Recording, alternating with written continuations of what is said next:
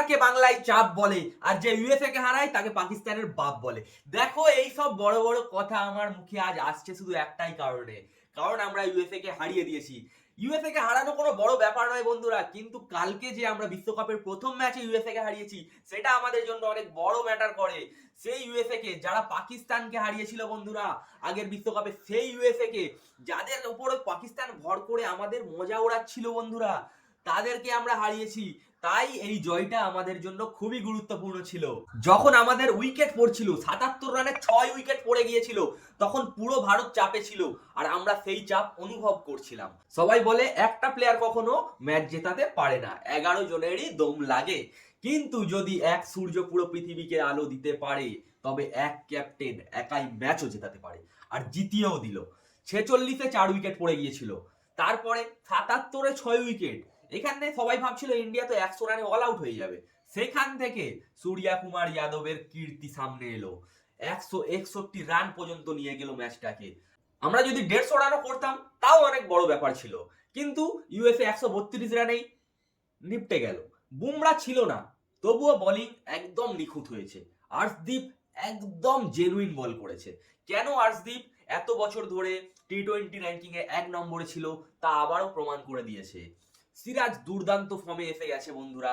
সিরাজ তো দুদিন আগে পর্যন্ত টিমেই ছিল না, কিন্তু টিমে আসলো ভাগ্যের জোরে। গড প্ল্যান, এটা গড প্ল্যান ছাড়া আর কিছুই নয়। টিমে আসলো ভাগ্যের জোরে, টিমে এসে খেললো তার ফর্মের জোরে।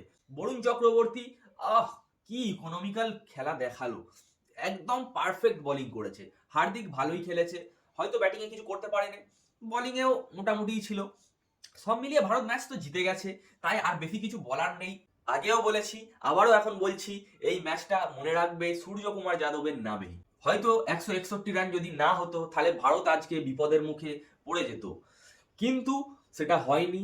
সূর্য কুমার যাদব ম্যাচ জিতিয়ে দিয়েছে। 77-এ 6 থেকে 161 রান পর্যন্ত এই দুর্ধর্ষ ইনিংস তিনি খেলে দেখিয়েছেন।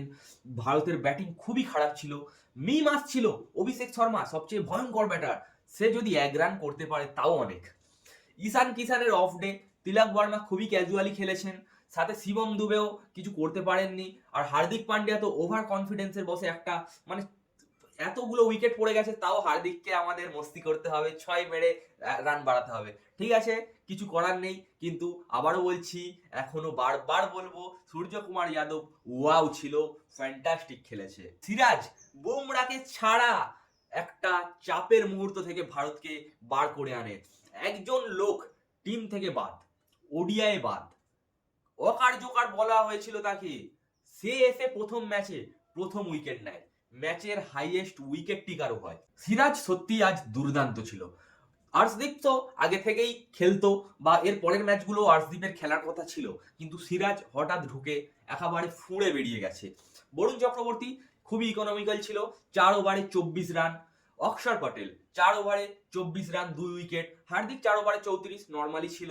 আজ ব্যাটিং নিয়ে চিন্তা ছিল, অভিষেক আউট, তিলক, দুবে, রিঙ্কু, শেষে বুঝলাম কেউ নেই আর। 77-এ 6, অবস্থা একদমই খারাপ। ইউএসএ কিন্তু খুব দারুণ খেলেছে।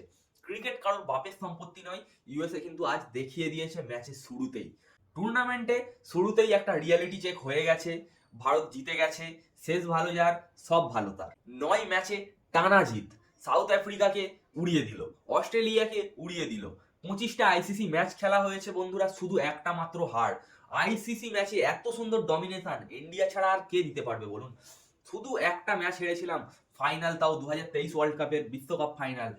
আজ সূর্য কুমার যাদব রেকর্ড ভেঙেছে, ওয়ার্ল্ড কাপে 4 বার প্লেয়ার অফ দ্য ম্যাচ, মোট 17 বার। কোহলির রেকর্ড ভেঙে দিয়েছে, 6 ম্যাচে 326 রান, এভারেজ 108 এর, strike rate 189। Form temporary, class permanent. 22 বলে 32 রান, 37 বলে 82 রান, 26 বলে 57 রান, 30 বলে 63 রান, 49 বলে 84 রান। এটাই সূর্য কুমার যাদব। ওর ফর্মে ফেরা ভারতকে খুব শক্তিশালী করে দিয়েছে অলরেডি।